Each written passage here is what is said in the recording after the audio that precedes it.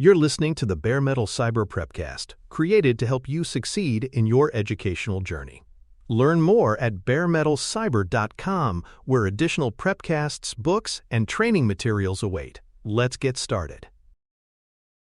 When preparing for the CIPP US exam, the study plan should be anchored firmly to the body of knowledge. The book is more than a list of topics.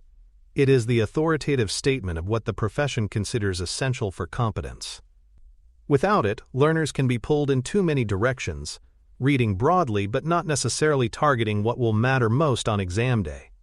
A well-structured plan begins by mapping study objectives directly to the domains and subtopics outlined in the bouquet, ensuring that every hour of effort contributes toward measurable goals. This keeps preparation focused and efficient, preventing wasted time on tangential subjects. Think of the BOK as a roadmap. If followed carefully, it leads to the destination with minimal detours. By framing objectives in this way, learners also gain confidence that their plan has been designed with both precision and purpose. Awareness of the exam blueprint and domain weighting is the next logical step in strategy.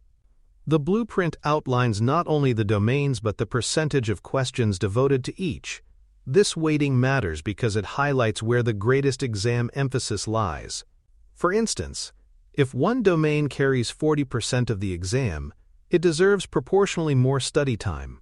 Ignoring these weightings is like training evenly for a decathlon but discovering that half the scoring comes from only 2 events. Learners who align their pacing to the blueprint ensure that their effort matches the reality of the test. This doesn't mean neglecting smaller domains, but rather balancing depth and breadth in proportion to their importance. Understanding the blueprint also provides a sense of exam structure, which reduces surprises and helps candidates prioritize study in a way that directly supports scoring success. A diagnostic pre-assessment provides the baseline from which a tailored plan can grow. Before investing weeks of study, candidates benefit from gauging their strengths and weaknesses through a short set of practice questions. This early assessment is not about passing or failing, but about mapping the terrain of knowledge. It is similar to a medical checkup before beginning a new fitness program. You want to know where you are starting. Results may reveal that certain areas, such as federal preemption or state-level sectoral laws, already feel comfortable, while others, like enforcement structures or data transfer mechanisms, need deeper work. This insight prevents wasted effort and allows candidates to allocate study hours intelligently. It also gives a clear baseline to measure progress against later checkpoints, creating motivation as knowledge gaps shrink and strengths become more consistent over time. The length of the preparation horizon should be set realistically, based on scheduling windows and availability. Some candidates may have several months to prepare, while others might need to compress their efforts into 6 or 8 weeks. The critical factor is honesty about how much time can truly be devoted each week, given work and personal obligations. Overestimating availability leads to rushed or incomplete preparation, while underestimating it may cause unnecessary delay. Building a study horizon involves working backward from the exam date, allocating time for each domain, review cycles, and practice exams. This structured approach ensures that the full scope of material is covered with time left for reinforcement. It is like planning a long journey. Leaving too late creates frantic travel, but pacing well ensures both the destination is reached and the traveler remains steady and alert upon arrival. A weekly pacing model balances workload with retention. Instead of cramming, study hours should be spread across the week, with shorter, regular sessions proving more effective than marathon study days. This reflects how memory works. The brain consolidates knowledge better through repeated exposure spaced out over time. For example, 2 one-hour sessions on separate days often provide more benefit than a single 2-hour block. Weekly pacing also introduces rhythm, which helps candidates build study into daily life rather than treating it as an extraordinary burden. Some weeks may focus more heavily on reading, while others emphasize practice questions or review. The key is consistency, creating a predictable routine that becomes habit. This predictability not only strengthens learning but also reduces stress, as preparation feels like an ongoing process rather than a series of exhausting sprints. Breaking material into modular study blocks allows learners to work systematically through competencies and indicators. Each block can be tied to a specific subtopic, such as contract law, enforcement agencies, or constitutional foundations, and completed in a focused session. This modular design helps avoid overwhelm, since the entire block can seem daunting when viewed as a single mass of content. Instead, each block becomes a manageable piece, and progress can be tracked visibly as units are completed. Modular blocks also support flexibility. If a particular week becomes crowded, a smaller block can still be completed, ensuring momentum continues. Much like building with bricks, the modular approach ensures that each piece is solid before moving on, resulting in a durable structure of knowledge that holds together under the pressure of exam conditions. The hierarchy of sources is a critical factor in efficient study. At the top sits the BOK, which defines the boundaries of testable material. Next are primary sources, actual statutes, constitutional provisions, and regulatory texts, which provide authoritative understanding.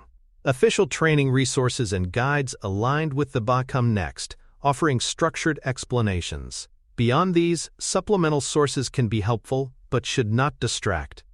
Too often, learners get lost in secondary commentaries or tangential readings that, while interesting, do not directly support exam success. A disciplined hierarchy ensures time is spent where it matters most. For instance, reading the actual text of the Fourth Amendment gives sharper insight than relying solely on a summary.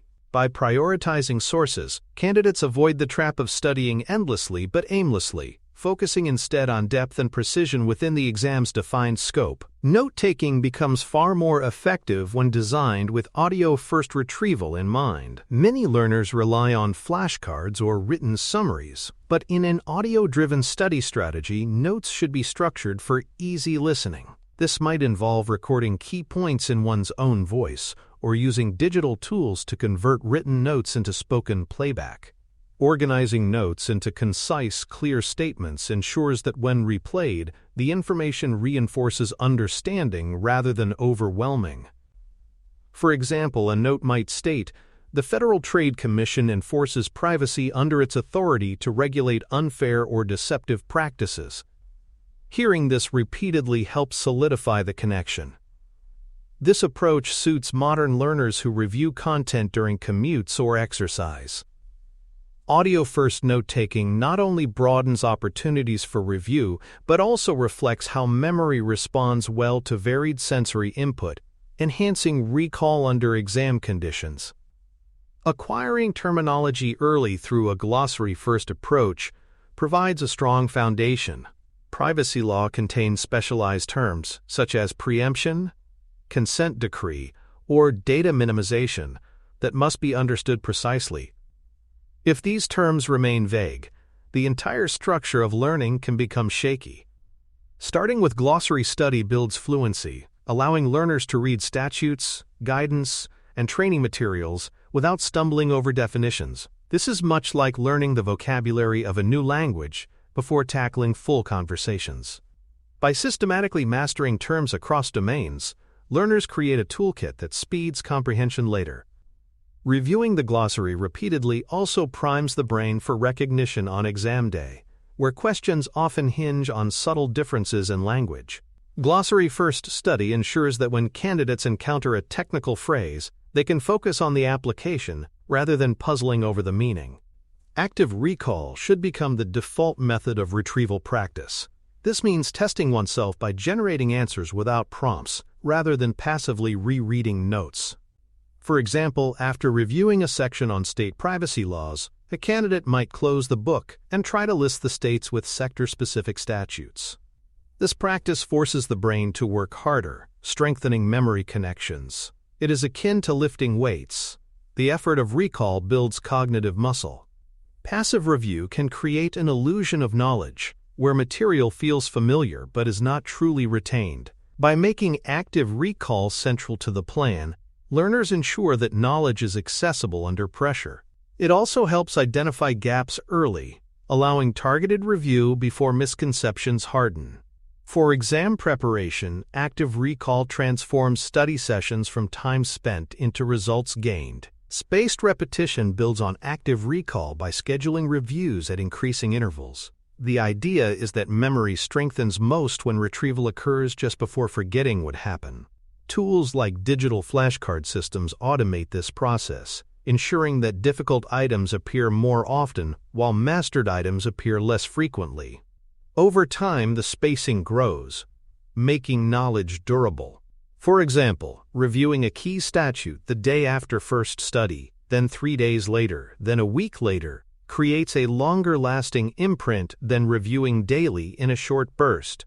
This method mirrors how learning naturally consolidates in the brain, with repeated exposure reinforcing connections. By building spaced repetition into the study timeline, learners prevent last-minute cramming and ensure that information remains fresh when it is needed most during the stress and pace of the actual exam. Practice questions should be calibrated to Bloom's taxonomy levels. At the basic level, questions test recall of facts, such as naming an enforcement agency. At higher levels, they test comprehension, application, or analysis, such as evaluating whether a company's behavior falls under deceptive practice. Structuring practice in this way builds depth, ensuring learners can handle both straightforward and nuanced items. It is similar to athletic training that alternates between drills and scrimmages, preparing both fundamentals and game-level performance. By progressing through these levels, candidates build not only memory, but also reasoning skills, which the exam frequently demands. This approach shifts study from memorization alone to true professional competence, making the transition from classroom knowledge to practical application smoother and more reliable. An error log becomes a powerful tool for addressing misconceptions. Each time a practice question is missed, the candidate records the error, the correct answer, and the reason for the mistake. Over time, this log reveals patterns. Perhaps certain laws are consistently misunderstood, or specific terms are confused. Reviewing the log regularly allows learners to attack weaknesses directly rather than circling endlessly through all material. It also creates a sense of accountability, as every mistake becomes an opportunity for growth rather than a setback. Much like athletes studying game footage to improve, reviewing an error log transforms errors into progress. This reflective process not only strengthens knowledge, but also builds resilience, teaching candidates that setbacks are normal and manageable parts of mastering complex material. Finally, mixed topic review cycles help reinforce cross-domain links. Instead of studying one domain exclusively until exhaustion, candidates benefit from blending topics in review sessions. This mimics the structure of the exam itself, where questions jump between areas without warning. For example, a review session might mix constitutional principles with enforcement mechanisms and sector-specific laws. This forces the brain to retrieve knowledge flexibly, reducing reliance on context cues. It is similar to practicing both scales and full pieces in music. Variety strengthens adaptability. Mixed topic reviews also prevent boredom and fatigue by keeping study sessions dynamic. By weaving domains together regularly, learners strengthen the interconnected understanding that privacy practice requires, preparing them not only to pass the exam, but to think like well-rounded professionals in real-world contexts. For more cyber-related content and books, please check out cyberauthor.me. Also, there are other prepcasts on cybersecurity and more at baremetalcyber.com. Milestone checkpoints provide a way to measure progress throughout the preparation journey. Instead of waiting until the final weeks to see whether learning has been effective, candidates can set regular markers to test their understanding. These checkpoints might be tied to completing a domain, achieving a certain score on practice questions, or logging a set number of study hours. By reviewing progress at intervals, learners can adjust strategy before problems compound. For example, if a candidate consistently struggles with constitutional principles at the midway point, extra time can be allocated before the final weeks. This proactive approach reduces anxiety and builds momentum, as each milestone passed gives a sense of accomplishment. Like mile markers on a road trip, they show how far you've come and how much remains, keeping motivation steady and direction clear. Time boxing is another essential technique for maintaining focus. Rather than leaving study sessions open-ended, candidates should allocate fixed blocks of time, perhaps 45 minutes for reading, followed by 15 minutes for active recall. This structure prevents mental fatigue and helps ensure productivity. Paired with distraction controls such as silencing notifications or working in a designated study space, time boxing transforms study into intentional work rather than scattered effort. The brain thrives under focused, limited sessions, much like athletes benefit from structured drills rather than endless unfocused practice. For learners balancing jobs, families, or other commitments, this approach also respects limited time, ensuring that even short windows produce meaningful progress. It teaches discipline while building endurance, creating a rhythm that mirrors the pacing needed during the actual exam. Tracking study activity with a ledger provides both accountability and data for improvement. A ledger might record hours spent, topics covered, and subjective confidence ratings after each session. Over time, patterns emerge. Perhaps certain domains require more hours or confidence levels rise more slowly in one area. This allows for data-driven adjustments rather than guesses. Seeing progress accumulate also builds motivation, transforming abstract effort into tangible accomplishment. In addition, the ledger helps balance study. If too many hours are being spent on one domain at the expense of others, the imbalance becomes visible and correctable. This method resembles a training log for athletes, where performance gains are tracked over weeks and months.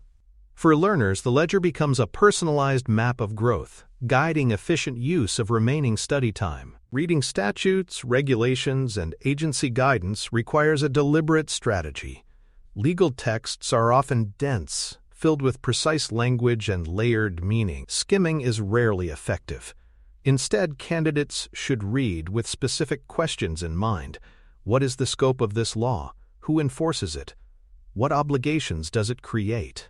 Taking notes in simplified, plain language helps ensure comprehension.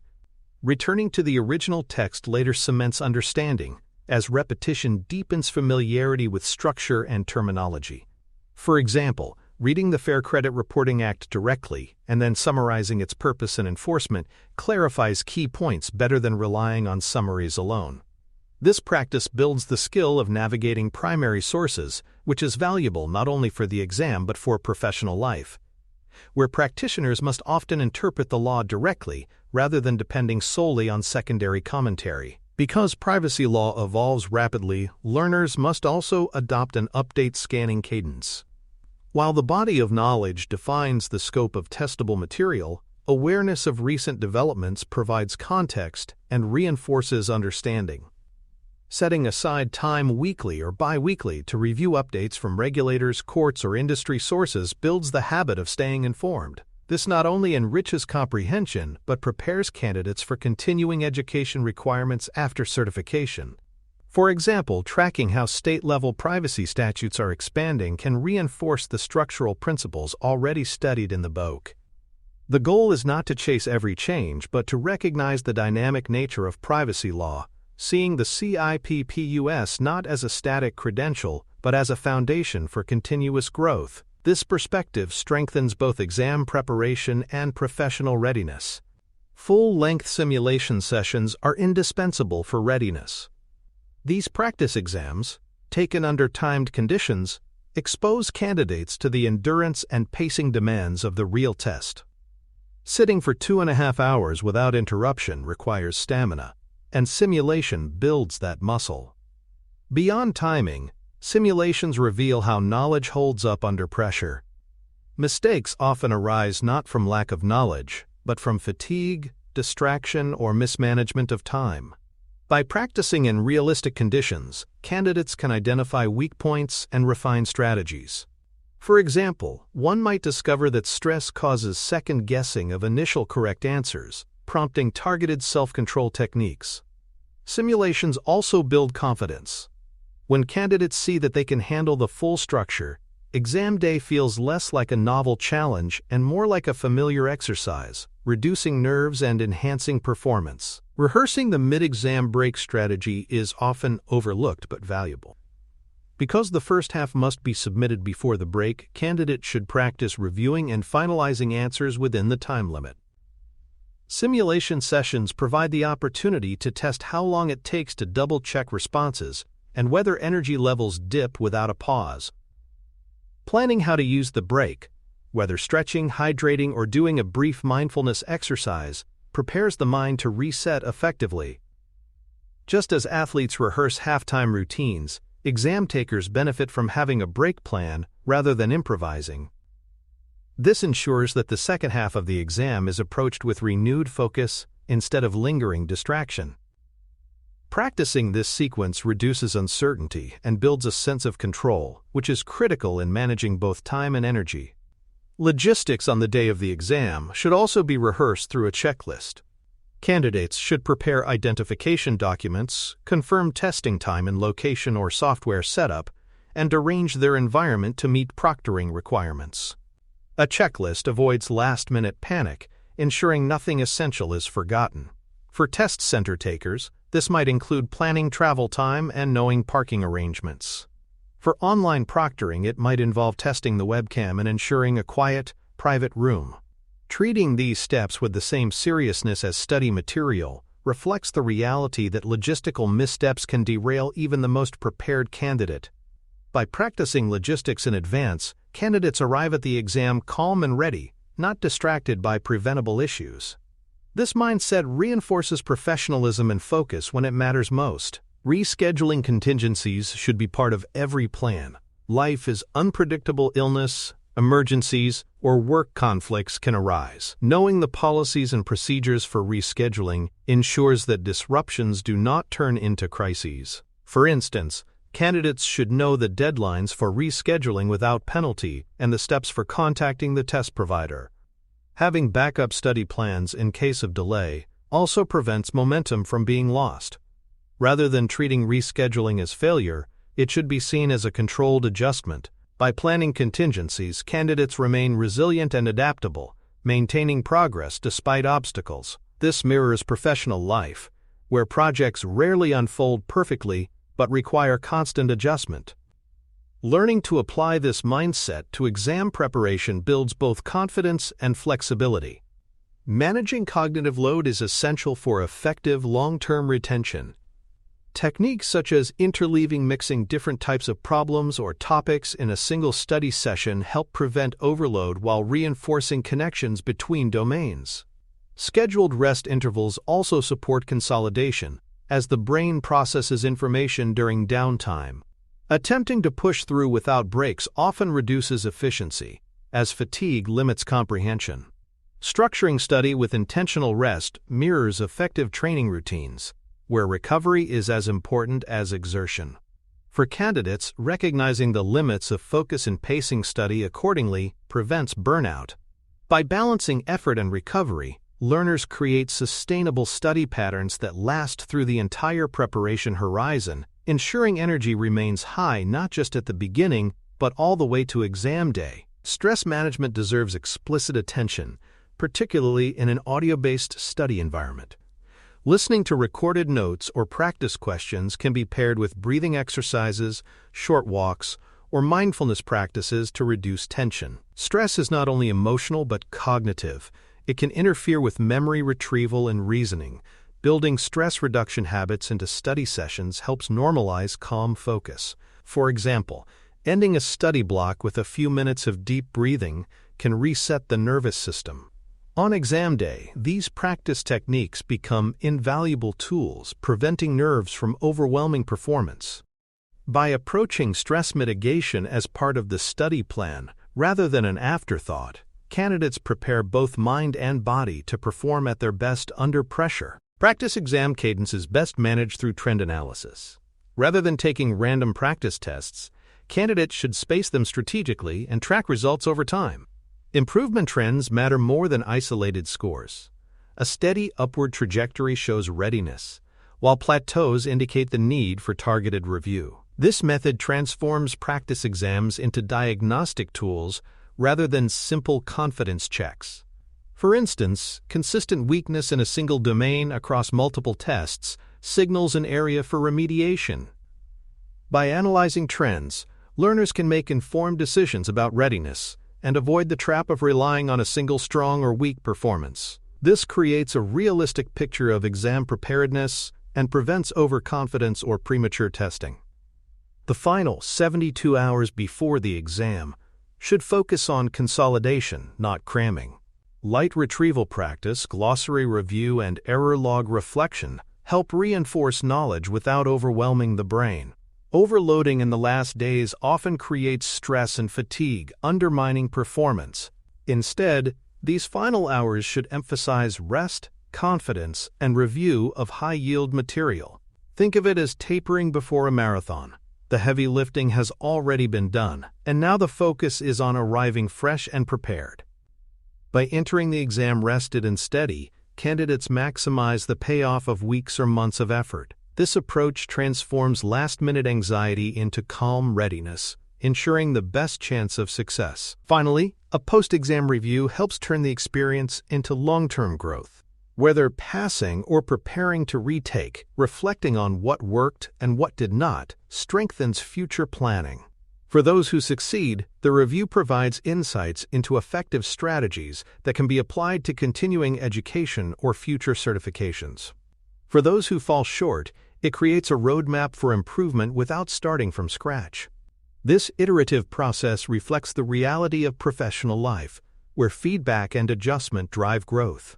Treating the exam as both an assessment and a learning milestone ensures that the journey has enduring value, beyond the score itself, reinforcing the mindset of continuous improvement that defines the privacy profession.